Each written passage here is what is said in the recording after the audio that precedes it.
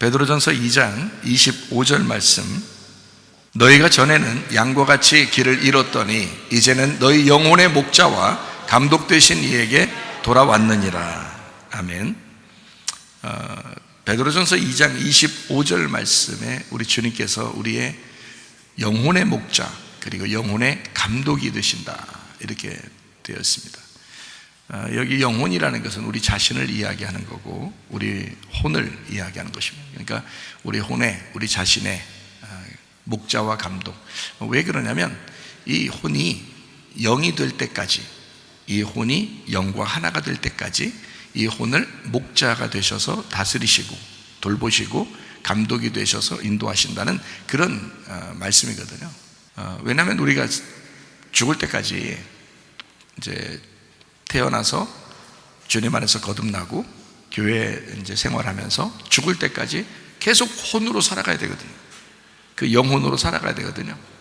그것을 이제 우리 하나님께서 아시니까 너희 죽을 때까지 내가 그 영혼을 책임지고 너희 영혼을 계속 인도하고 보호해 줘야 되기 때문에 영혼의 목자와 감독 되신 이가 되었다, 이런 말씀입니다. 그러니까 하나님께서는 우리를 인도하시려고 그래요. 그러니까 양이 혼자 막 뛰어다닐 필요가 없어요. 그냥 목자하고 같이 있으면 됩니다. 목자가 해주시는 대로, 그러니까 양은 목자 보고 또 그 감독 되시는 우리 주님한테 인도해 주세요 이렇게 하면 알아서 자기가 다 해주셔요.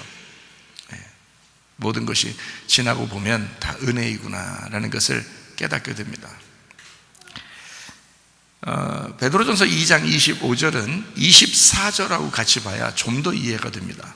친히 나무에 달려 그 몸으로 우리 죄를 담당하셨으니 이는 우리로 죄에 대하여 죽고 의에 대하여 살게 하려 하심이라. 그가 채찍에 맞음으로 너희는 나음을 얻었나니, 이렇게 말해놓고 이제 우리의 영혼의 목자가 되시고 감독이 되신다 이렇게 말씀했습니다. 그러니까 이제 주님께서 친히 자기가 나무에 달려 그 몸으로 우리 죄를 담당하셨다. 우리로 죄에 대하여는 죽고 의에 대하여 살게 하려 하십니다. 그러니까 죄를 짊어지고 주님이 죽으셨으니 너희는 의롭게 살아라, 이런 말이에요. 자, 주님이 자기가 죽을 테니까 너희들이 살아서 부활해서 살았으면 좋겠다, 이제 그런 말씀이거든요. 그가 채찍에 맞음으로 너희는 나음을 얻었다. 우리의 몸도 주님이 책임지시겠다, 이제 그런 말씀이 되겠습니다. 그래서 이 부분을 이렇게 보면서 우리는 결혼을 생각하지 않을 수가 없습니다. 성경은 창세기부터 요한계시록까지가 다 결혼에 대한 이야기라고 했죠. 남녀가 둘이 하나로 만나서 그리고 마지막 요한계시록의 어린 양의 혼인잔치에 이를 때까지 계속 결혼에 대한 이야기를 성경에서는 해주고 있습니다. 그것이 처음과 마지막, 시작과 끝이에요, 성경이. 그러니까 결혼에 대한 이야기는 뭐 주님 오실 때까지 계속 이야기해도 뭐 과언이 아니라고 볼 수가 있죠. 그만큼 결혼이 중요한 것입니다. 결혼이라고 하는 것은 신랑이 죽어 무덤에 들어가 신부로 부활하여 사는 것이다. 이것이 결혼이다. 자, 다시 얘기를 해볼게요. 그리스도라고 하는 신랑이 우리를 위해서 죽으셨어요. 그리고 무덤에 들어가셨습니다. 그가 부활하여 다시 나오실 때는 그냥 신랑 혼자 나오는 게 아니에요. 그가 부활하여 나올 때는 신부인 교회가 등장하는 것입니다. 그러니까 예수님이 죽으신 목적도 사실은 교회라고 하는 신부를 얻기 위해서예요. 그러니까 신랑이 죽어 무덤에 들어간 것은 그냥 자기가 손해보려고 한 것이 아니라 교회라고 하는 자기 신부가 부활하여 살게 하기 위해서예요. 그리스도는 그리스도가 따로 있는 게 아니고 그리스도가 곧 교회요, 교회가 곧 그리스도이십니다. 성경은 그렇게 우리에게 가르쳐주고 있죠. 그러니까 신랑이라고 하는 것은 신부를 위하여 자기의 몸을 희생하고 그리고 신부라는 교회를 얻는 것입니다. 그게 성경이니까 창세기 2장 24절 말씀. 이러므로 남자가 부모를 떠나 그의 아내와 합하여 둘이 한 몸을 이룰지로다. 자, 왜 이렇게 성경을 써놨을까요? 거기에 여자가 부모를 떠나 그의 남편과 합하여 둘이 한 몸을 이룰지니라 라고 할 수도 있었어요. 그런데 일부러 성경은 이렇게 써놨어요. 남자가 부모를 떠나 그의 아내와 합하여 둘이 한 몸을 이룰지로다. 이것은 사람에 대한 이야기가 아니었죠. 처음부터 하나님 아버지와 아들 예수에 대한 이야기였습니다. 처음부터요. 그러니까 하나님의 아들이 하늘에서 이 땅에 내려오시고 그 부모를 떠나 그의 아내를 만나기 위해서 이 땅에 떠나 내려오신 거예요. 근데 그 아내가 형편없어요. 그 아내가 완전하게 준비된 여자가 아니에요. 그러니까 이 신랑 되는 그 남편이 이 땅에 내려와서 그 신부를 위하여 자기를 죽인 겁니다. 자기를 죽여서 무덤에 들어가 자기가 다시 부활할 때는 자기의 신부로 부활하는 거예요. 다시 말할게요. 마태복음 16장에 보면 여러분, 예수님이 그렇게 말하죠. 내가 내 교회를 세우리니, 이러죠. 내가 내 교회를 세우리니. 그 말은 이제까지 세워졌었다는 얘기예요? 앞으로 세우겠다는 얘기예요? 세우겠다는 얘기입니다. 내가 내 교회를 세우리니. 그러면 누구 거라는 거예요? 자기 거라는 거예요. 내 거인 교회를 세우리니 라고 한 거죠. 내 교회를 세우리니 음부의 권세가 이기지 못할 거다. 왜? 자기 거니까. 왜 음부가 이기지 못하느냐면 음부가 죽음이니까. 음부가 죽음이라는 거거든요. 성경에는 음부가 무덤이고 죽음이에요. 그러니까 그 죽음, 무덤이라는 죽음이 교회를 이길 수가 없다. 왜요? 신랑이 교회를 위해서 죽었다. 이미 신랑이 교회를 위해서 음부에 끌려 내려가 죽었단 말이에요. 그러니까 자기가 부활할 때는 다시는 그 죽음이 오지 않을 것이다 라는 얘기고요. 다시는 그 음부의 권세가 이기지 못할 것이다. 부활하여 신부가 살아날 때는 다시는 죽음이 없는 기쁨의 교회가 될 것이다 라는 얘기입니다. 그래야 마땅하죠. 자, 부모들이 자녀를 위해서 희생합니다. 태어나서부터 지금까지 다 자녀를 돌봐줘요. 결혼할 때까지. 그리고 난 다음에 결혼할 때도 막 축의금도 들어오고 그러잖아요. 그러면 그걸 다 정리해서 잘 살으라고 다 줘버려요. 부모니까. 그게 부모니까. 부모는 끝까지 희생하는 거예요. 그리고 보상을 바라지 않는 거죠. 그게 부모니까.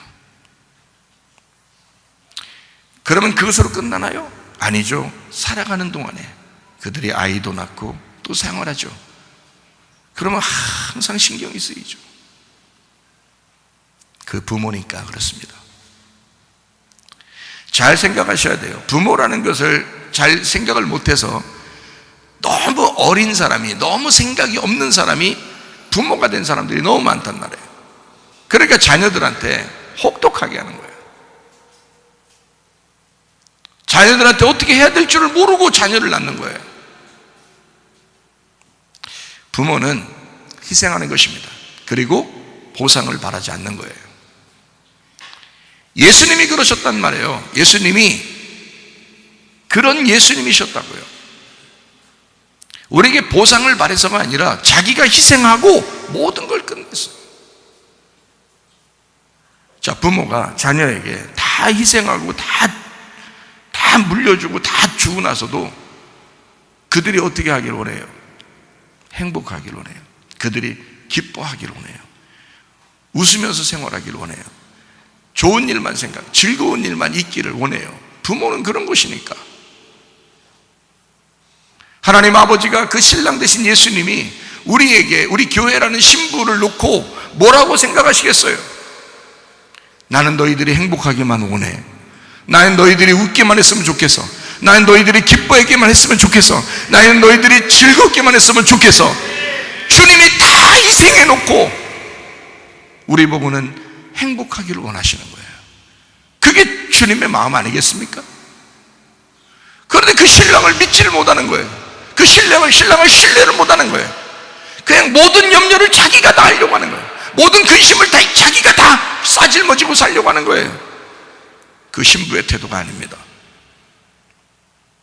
교회가 그렇게 살게 하려고 하나님이 죽으셨겠어요? 진짜 우리는 행복할 권리가 있습니다.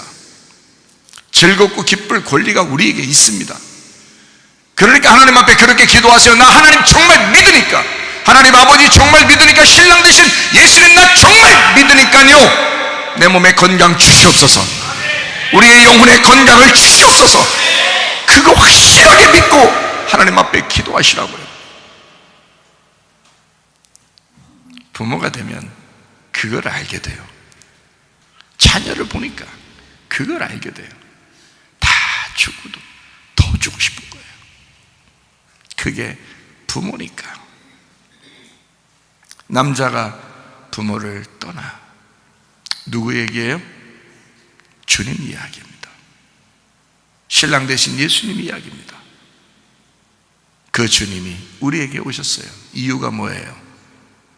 우리라는, 교회라는, 나라는 우리 아내와 합하여 둘이 한 몸을 이루기 위해서예요. 그러려고 우리 주님이 이 땅에 오신 겁니다. 우리 슬프게 하려고요? 우리 고민하게 하고 고난받고 환난받고 핍박받고 막 어려움 당하고 괴로워하고 이렇게 해주려고요? 아니에요. 우리 주님이 이 땅에 오시기 그 전에는 그럴 수 있었죠. 그러나 우리 주님이 오시고 나면 우리 주님은 그런 마음이시라고요. 그 하나님 아버지의 마음, 그 아들 예수, 남편 되신 예수님의 그 마음을 주의 종들에게 전달하라고 설교가 있는 거예요. 그 복음을 전달해 달라고 설교가 있는 거예요. 그거 믿어달라고, 그 마음 좀 인정해 달라고 주님이 그러시는 것입니다. 그러므로 여러분과 저는 행복할 권리가 있습니다. 제가 결혼식 전날 우리 딸 아이한테 문자를 보냈어요. 아빠가 고생한 거 맞다, 할머니 고생한 거 맞다, 엄마 고생한 거 맞다. 그렇지만 너는 행복할 권리가 있다. 너는 기쁠 권리가 있다. 네가 늘 즐거웠으면 좋겠다. 네가 늘 웃었으면 좋겠다. 부모는 그렇게 희생하고 고생하고 그렇게 자녀를 위해서 살아가는 것이니까 네가 우리보다 훨씬 더 행복했으면 좋겠다. 그게 부모 마음이니까요. 제가 성경을 깨닫고 주님을 깨달으면서 이게 그냥 자동적으로 알게 되는 말씀들이에요. 그러니까 제 가슴으로 얘기하는 겁니다. 여러분에게도 성도들 저의 자녀들과 같고 주님의 양들이고, 그래서 똑같이 그 주님의 마음을 여러분에게 전달하고 싶은 거예요. 여러분, 우리 주님은 여러분이 행복하기를 원하십니다. 남자가 부모를 떠나 그 아내와 합하여 둘이 한 몸을 이룰지니라. 그냥 말로 하는 게 아니에요. 우리 주님은 실제로 그렇게 하셨다고요. 그래서 저는 결혼이라고 하는 정의를 이렇게 잡는 것입니다. 신랑이 죽어 무덤에 들어가 신부로 부활하여 사는 것이다. 이것이 결혼이다. 성경 전체의 핵심이다 라고 하는 것을 저는 깨달았기 때문에 이야기를 하는데, 사람들은 아마 그 얘기를 듣고 그게 뭔 말인지 모를 수도 있습니다. 이 말이 뭔 말인가 라고. 근데 우리 교회에서는 이런 것들을 설명해 주죠. 남자가 부모를 떠나 그의 아내와 합하여 둘이 한 몸을 이룰지니라. 이게 결혼이죠. 데살로니가전서 5장 16절부터 18절까지 말씀. 항상 기뻐하라, 쉬지 말고 기도하라, 범사에 감사하라. 이것이 그리스도 예수 안에서 너희를 향하신 하나님의 뜻이니라. 누구 안에서요? 그리스도 예수 안에서. 그리스도 예수 안에서 그리스도 예수가 빠지면 너 이렇게 못해. 그리스도 예수가 빠지면 항상 기뻐 쉬지 말고 기도 범사에 감사 안 돼. 그게.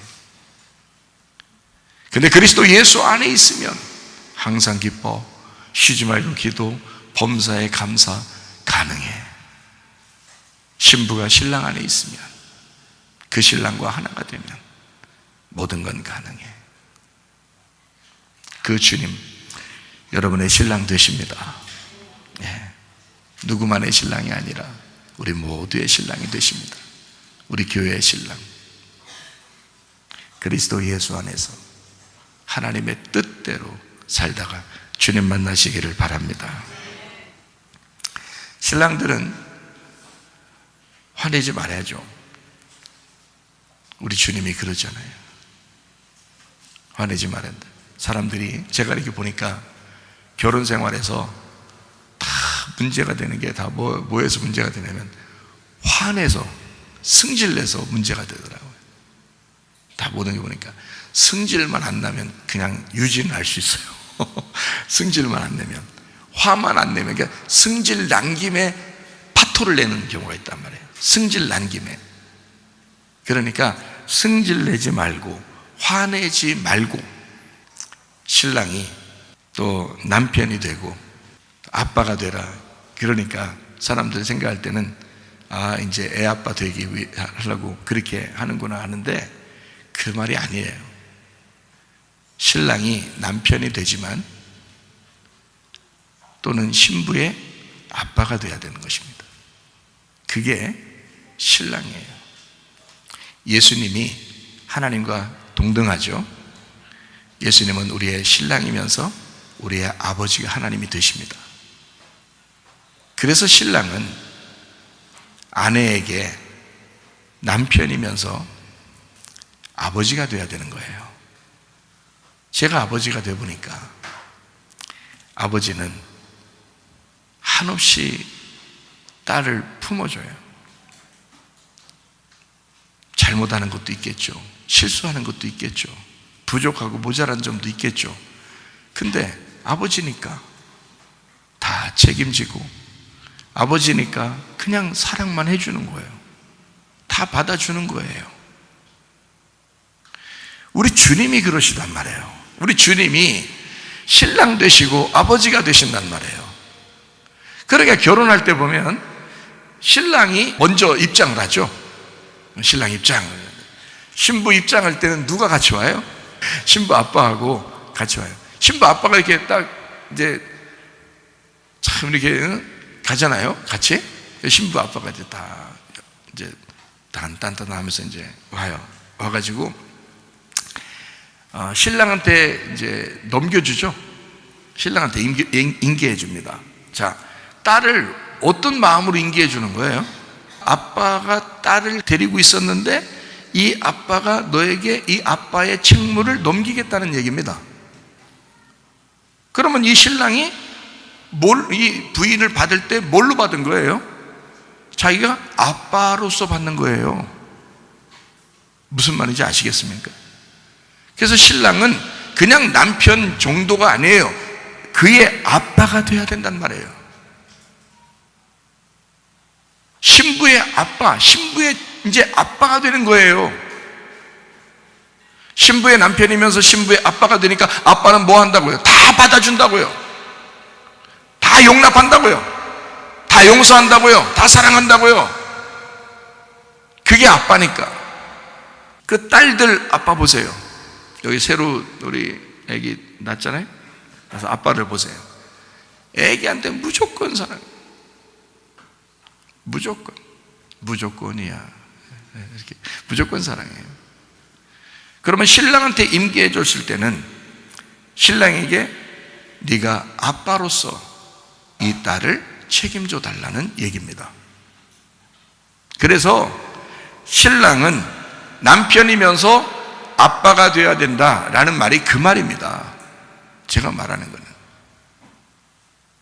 신부의 아빠가 되어야 한다. 여러분 지금 여기 말씀을 듣는 여러분 성도들은, 남자들은 어떤 마음을 가지고 아내를 대해야 되겠어요? 예, 이제는 그냥 남편만 아니에요. 여러분이 아빠가 되셔야 합니다. 저도 이 말씀을 깨닫고 나니까 우리 아내에게 제가 아빠처럼 합니다. 그러니까 우리 아내는 저를 어떨 때는 아빠 같다는 거죠. 아빠같이 존경하고 아빠같이 사랑해요. 저는 딸처럼 대해요. 어떨 때는 아내이지만 어떨 때는 딸처럼 대해요. 모든 걸 용납하죠. 모든 걸 용서하고 모든 걸 받아들이죠. 제가. 왜냐하면 나의 딸이니까. 그 아빠가 이 딸을 저한테 맡겼을 때는 자기 아빠처럼 그렇게 모든 걸 용납하고 모든 걸 용서하고 모든 걸 받아달라고 그래서 맡긴 거 아니겠어요? 그거예요. 그렇게 하나님이 우리를 사랑하신다는 거죠. 신랑 되신 예수님이 그렇게 사랑하신다는 거죠. 우리를 아빠처럼 모든 걸 용납하신다는 거죠. 자, 이제 여러분과 제가 이제 기도할 때 어떻게 기도해야 되는지 아시겠죠? 하나님 아버지, 예수 남편이시여 기도할 때는 어떤 마음을 가지고 기도해야 되는지 아시죠?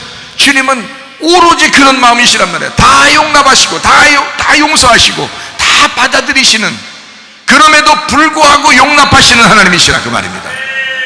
그게 우리 아버지 하나님, 우리 신랑 되신 예수님이라. 그러니까 말씀을 듣는 여러분도 남자들은 다 그런 마음으로 사시라고요. 목사님 그렇게 안 살면서 우리 보고만 그렇게 살아, 그건 거짓말이고 외식이죠. 목사도 그렇게 사니까 여러분, 우리 성도들은 다 그렇게 사시라 그 말입니다. 보이는 목사가 하나님은 아니니까 보이는 그림자, 실제이신 하나님 보이지 않지. 근데 보이는 그 목사를 보면서 그렇게 따르시라고요. 보이지 않는 하나님 앞에 가려면. 이해가 되시죠? 그래서 바울도 그랬죠. 자기를 따르라고, 자기를 본받으라고 그러잖아요. 자기를 거울 삼아서 생활해라, 그런 말이죠. 여러분은 저를 보면서 거울 삼고 자기를 돌아보고 그러면서 생활하시면 됩니다. 말씀을 깨닫고 나니까 가슴이 뭉클뭉클. 주님 생각하면, 아버지 하나님 생각하면 가슴이 뭉클뭉클해요. 저 너무너무 감사해요. 우리 딸하고 아들을 보면서 또 사위를 또 보면서 마음이 뭉클뭉클하죠. 왜냐하면 성경이 다 보여지니까, 성경이 보여지니까 너무너무 감사하죠. 이 실제적인 가슴으로 말하는 설교죠, 이런 게. 그러면 신부는 어떻게 되느냐? 제발 짜증내지 말라는 거예요. 여자들은, 여기 말씀 듣는 성도 여러분 중에 여자들은 제발 짜증 좀 내지 말라는 거야. 남자들한테 짜증 많이 내지 마요. 참다 또 참아야지, 남자들은. 근데 괴롭게 참는 거야. 좀 기쁘게 참을 수 있도록 하면 안 되겠어요? 여자들은 짜증 내지 마. 짜증 내지 마요. 신부는 아내이면서 엄마가 돼야 됩니다. 이것은 아기를 낳아서 엄마가 아니라 남편에게는 엄마가 필요하기 때문입니다. 남편은 늘 어린아이예요. 남자가 어른이 되었다 그러면 이제 죽을 날 왔다는 얘기예요, 이게. 그러니까 오래 데리고 살려면 남자가 부모를 떠나 오신 그 예수님은 완벽하지만 이 땅에 있는 신랑들은 늘 어린아이란 말이에요. 죽을 때까지 어린아이예요. 자기의 엄마 품을 그리워한다고요. 엄마 같은 아내를 그리워한다고. 남자들한테 다 물어보세요. 여기 있는 사람 남자들한테 그런가 안 그런가, 저만 그런가 다 물어보셔요. 엄마같이 푸근한 그 아내를 원하기 때문에, 그래서 그때부터 이제 아내의 밥을 먹고, 그죠? 이제 아내가 이제 주는 그 사랑을 먹고, 이제 그 존경을 먹고 사는 거예요. 어린아이니까 두둔해줘야 되잖아요. 어린아이니까. 그러니까 남자들은 조금만 이렇게 두둔해주잖아요. 오, 잘생겼는데, 그러면요, 괜히 거울 한번 더 보는 거예요. 옷 매무새가 참 멋있는데 그러면 거울 한 번씩 딱 더 보고요, 뭐 어때 한번 더 그러고요, 옷 하나 더 사려고 그러고 그런단 말이에요. 괜히. 그리고 마음이 좀 넓고 멋진데요, 그러면 더 넓어지려고 그런단 말이에요. 예? 그게 뭔 말인지도 모르고 그냥 막 더 넓어지려고 막 한다고요. 당신 진짜 멋쟁이야, 당신 최고야 이러면요, 없던 돈도 나가서 땅 파서 주워오려고 그런단 말이에요. 왜냐면 더 최고가 되고 싶어서. 왜 그럴까요? 왜 남자들이 지금 제가 말하는데 공감하고 있을까요? 예? 가만히 생각하면 그 말이 맞거든. 남자들 생각해보세요. 왜 그런 마음이 자꾸 이렇게 여자들보다 훨씬 더 인정받고 싶어가지고 그렇게 막 안달안달하냐고. 남자들이 여자가요 조금만 얼러주고 조금만 어이구 우쭈우쭈 해주면요 진짜 우주로 날아가는 것 같단 말이에요. 우쭈우쭈 하니까 그 우쭈우쭈 해준단 말이에요. 그렇게 좋아해 남자들이. 왜 그래요? 어린애라 그래요. 어린애라. 남자는 아내에게 엄마의 사랑을 받고 싶은 거예요. 아내에게 엄마 같은 그 푸근한 사랑, 자기를 용납해주고 사랑하고 칭찬해주고 잘했다고 해주고 하는 그런 엄마의 그 사랑을, 그 존경을 받고 싶은 거예요. 남편들이요. 남편들이 못도 잘 받고 벽에다가 힘도 쓰고 뭐 나무도 부러뜨리고 뭐 이렇게 그렇게 굉장한 것 같지만 사실 여자 치마폭에서 놀아나는 사람들이 남자들입니다. 그렇죠? 그러니까 제가 말하는 걸 잘 듣고 가슴으로 얘기하는 신랑 신부에 대한 이야기가 성경에 있는 것이다 라고 하는 것을 잘 깨닫고, 그래서 여러분과 저는 늘 하나님 아버지, 그 예수 그리스도 나의 신랑 되신 주님을 늘 높이잖아요. 늘 그분을 자랑하잖아요. 주님 최고라고 하잖아요. 주님이 좋아하겠어요? 안 좋아하겠어요? 좋아하셔요. 주님 어떤 마음이니까? 어린아이 같은 마음이시니까. 천국은 누구만 가니까? 어린아이만 가니까. 자, 제 말이 성경에 있는 것 같아요? 안 있는 것 같아요? 있는 것 같죠? 그래요. 주님은 늘 어린아이 같은 마음이란 말이에요. 늘 순수. 그런 어린아이 같고 순수하니까 여러분을 신부로 맞아들인 거예요. 알아요? 그게 신랑과 신부의 모습이다 라고 하는 게, 우리가 기도하는 것도 주님 앞에 기도하잖아요. 주님이 인정하는 겁니다. 주님 앞에 찬양하고 예배 드리잖아요. 주님이 인정하는 겁니다. 주님 인정해 드리는 거예요. 기분 좋죠. 주님 기분 좋죠. 주님이 최고입니다. 주님이 모든 일을 다 하셨습니다. 주님의 은혜가 아니었으면 나는 살아갈 수가 없었습니다. 그러면 우리 주님 굉장히 좋아하시죠. 다른 기도가 뭐가 필요 있겠어요? 주님 최고라는데 다른 기도가 뭐가 필요 있겠어요? 맨 쫓아다니면서 신랑한테 이거 해줘, 저거 해줘, 이거 해줘, 저거 해줘. 그런 여자를 더 좋아하겠어요? 당신이 최고야. 난 당신만 있으면 돼. 그러면 신랑이요 나가서 자기가 죽는 줄도 모르고 이래가지고 신부 기쁘게 해주려고 합니다. 왜냐하면 자기 인정하는 아내가, 자기 인정해주는 엄마 같은 푸근한 사랑을 가진 아내가 집에 있거든. 생각을 해보시라. 여러분과 제가 우리 주님에게 어떻게 해야 되는지 아시겠어요? 주님 그렇게 한다고 좋아하고 안 해준다고 싫어하고 그러는 거 아닌 건데, 근데 우리는 그렇게 하는 것이 마땅한 것이다. 그렇게 하는, 그게 결혼 생활이니까. 우리 모두 다 철없이 자라난 사람들입니다. 근데 신랑 신부가 됐어요. 철없이 행동하던 모든 것들은 이제 접고 다시 신랑 신부로서 거듭나 이제 새로운 가정을 꾸리고 이제 살아가게 되잖아요.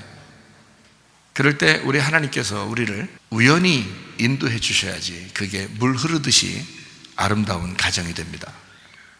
억지로 뭔가 만들어내려고 하면 안 돼요. 오히려 자기가 뭔가 하려고 그러면 더 안 되고, 자기가 뭔가 안 하려고 하는데 뭔가 되고, 뭐 이런 경우도 있죠. 그런 경험 아마 했을 거예요. 물 흐르듯이 가정생활이 이루어져야 되는 것입니다. 성경적이면 반드시 물 흐르듯이 이루어져야 되겠죠. 그게 우연한 축복이라는 거예요. 교회 생활도 물 흐르듯이 돼야 됩니다. 우리 은혜 받은 사람들은 물 흐르듯이 가야 됩니다. 억지로 뭔가 꾸며내서는 안 돼요. 가정생활도 뭔가 억지로 꾸며내, 그거 한도 끝도 없어요. 꾸며내려고 하면. 그렇게 보여져서 가정생활하는 게 아닙니다. 나이가 먹고 이제 노인들이 되면 이제 정으로 산다 그러잖아요. 왜냐하면 우여곡절 다 겪었다는 얘기예요. 그런 다음에 나중에 나이가 먹어서 할아버지 할머니가 되니까 그때 조금 알겠다는 거예요. 그때 조금 알면 늦은 거예요. 너무 늦은 거예요. 그때 조금 알고서 좀 이따 죽으면 그 생활을 뭐 어떻게 해야 돼요? 생활을 누가 보상해줘 그걸. 그 평생 죽을 때까지 그 생활을 정말 우리 보고 행복하라고 했는데 행복하지도 못하고 기쁘지도 못하고 맨 이상하게 살다가 나중에 죽을 때쯤 돼서 뭔가 탁 깨달았다. 뭔가 이상한 거잖아요. 그렇게 하지 말라는 거예요. 그거는 우리 주님이 영혼의 감독이 되시기 때문에, 영혼의 목자가 되시기 때문에 그렇게 살지 말라고 우리를 영혼을 다스려 주려고 하는 거거든요. 그 영혼을 책임져, 우리 죽을 때까지 그 영혼을 하나님이 책임져 주시고 싶어 하는 거잖아요. 그렇기 때문에 우리는 잘 살아야 되는 거예요. 행복해야 되는 거예요. 기뻐야 되는 거예요. 즐거워야 되는 거예요. 주님의 마음에 합당한 거예요, 그게. 그래서 제가 우리 딸 아이한테 결혼 전날 문자를 보낼 때 그렇게 막 보낸 거예요. 그러면서 하는 말이, 제가 하는 말의 핵심은 이거예요. 너 즐겁게 살아라. 네 맘대로 살아라. 너 행복하게 살아라. 우리 때는 그러지 못했다. 그러니까 네가 행복을 추구하고 너 즐거운 대로 네 마음대로 살아봐라. 이제 주님 안에서, 물론 주님 안에서죠. 주님 안에서지만 그렇게 한번 살아봐라. 그게 아빠의 마음이다. 여러분, 우리 주님의 마음이 그러지 않겠어요? 우리한테 막 억압하고 율법적으로 막 이래야 돼, 넌 이래야 돼, 막 규율을 해서 더 억압되는 곳으로 막 끌어내고 이러지 않는단 말이에요. 우리를 그런 억압의 율법의 감옥에서 벗어나게 해방시켜주고 자유케 하시는 분이 우리 주님이십니다. 그러므로 진리를 알지니 진리가 너희를 자유케 하리라. 예수 그리스도 하나님의 아들이 너희를 자유케 하면 진정으로 너희가 자유하게 될 것이다. 요한복음 8장에 나와 있는 말씀이죠. 우리는 자유해야 돼요. 주님 안에서 자유해야 돼요. 그리고 행복하셔야 합니다.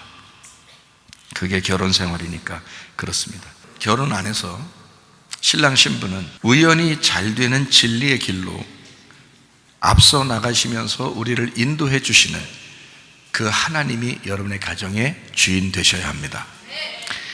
우리 교회의 주인은 우리 주님이신데 우연히 잘 되는 길로 인도해 주시는 그런 주님이십니다.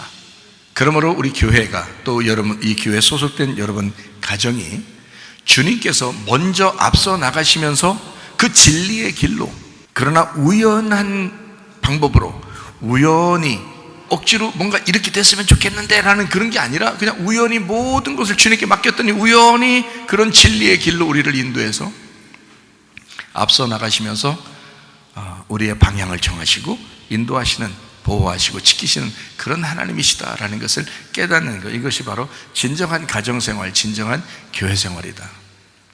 마지막에는 가정과 교회가 남는 것입니다. 주님은 가정과 교회로 이 세상을 시작하셨고 마지막 결론도 가정과 교회로 마치실 것입니다. 그러므로 신랑 신부가 서로 하나가 됐을 때, 그리스도 예수와 우리가 하나가 됐을 때는 성경 안에서, 그리스도 예수 안에서 항상 기뻐하고 쉬지 말고 기도하고 범사에 감사하라. 이것이 하나님의 뜻이다라고 하는 것은, 이것은 계속된다는 것을 얘기하는 것입니다. 항상이잖아요. 쉬지 말고잖아요. 범사에 감사하는 거잖아요. 이것은 계속되는 걸 얘기하지 한 번을 얘기하는 게 아닙니다. 계속해서 하나님의 뜻대로 살았으면 좋겠다라는 얘기고, 계속해서 이것이 이어졌으면 좋겠다라는 주님의 마음이죠. 그러니까 하나님 아버지의 뜻이 거기에 있다라는 얘기입니다. 그러므로 신부의 남편인 신랑은 신부의 아빠이면서 우리 하나님 아버지처럼 사셔야 된다. 신부의 남편은 그냥 남편이면서 예수 그리스도가 우리 교회의 남편 되었던 것처럼, 그렇게 남편인 것처럼 그렇게 사셔야 된다. 신부는 하나의 신랑의 아내이면서 신랑 되신 어린 양의 교회로서 사셔야 된다. 그리고 신랑의 엄마처럼 품어줄 수 있는, 자랑하고 영광 돌리고 기뻐하고 우리 아빠 최고야, 우리 남편 최고야 라고 하는, 우리 하나님에게 그렇게 존중해드리고 영광 돌리는 그런 삶을 사는 신부, 그런 삶을 사는 아내가 되셔야 된다. 그게 우리들이어야 된다. 이것이 가정생활을 가장 윤택하고 행복하게 만드는 길이다. 이렇게 여러분과 제가 사시기를 바랍니다. 그렇게 행복하다가 주님 만나시기를 바랍니다. 우리 주님은 베드로전서 2장 25절, 영혼의 감독 되신 이에게 우리가 돌아왔다. 양들의 목자가 되시면서 영혼의 목자와 감독 되신 이에게, 그 예수님에게 우리가 돌아왔다. 그리고 하나님께서는 우리를 퍼즐을 맞추듯이 우리 인생의 시나리오를 짜고 우리 인생의 스토리를 만들어서, 여러분 인생 각자 개인의 인생의 스토리를 만들어 하나님께서 그 영화를 만들어, 하나님께서 놀라운 영화 한 편을, 여러분 한 사람을 통해서 영화 한 편을 만들어요. 그 영화 한 편을 만들면서 그 영화 한 편에 감독이 되시고 목자가 되셔서 그것을, 스토리를 이렇게도 인도하고 저렇게도 인도하고 위로도 아래로도 인도해 주시면서 결국 그 영화 한 편을 마무리하는 그 영화 감독과 같으신 분이다. 그러므로 이런 결혼생활과 가정생활과 교회생활과 여러분의 모든 인생에는 감독자가 있으니, 그 감독자, 영화 감독, 여러분의 영화, 여러분의 인생의 스토리, 여러분의 인생의 영화의 감독 되신 그 하나님이 여러분을 주관하시도록, 그 감독 되신 이가 여러분의 인생을 그렇게 인도하시도록 그분께 맡기고 생활하시는 하나님의 놀라운 사람들이 되시기를 바랍니다.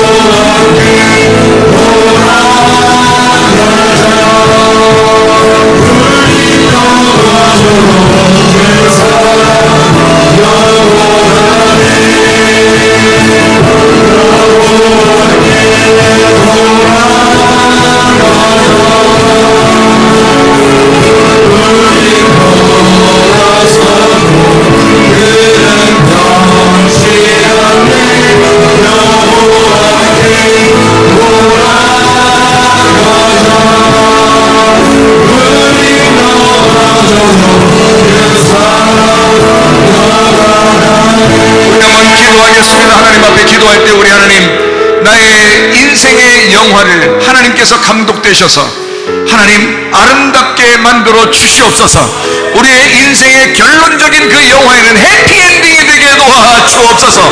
하나님의 놀라운 가정, 하나님의 귀한 교회가 되게 하소서. 주님을 만날 때 칭찬받게 하옵소서.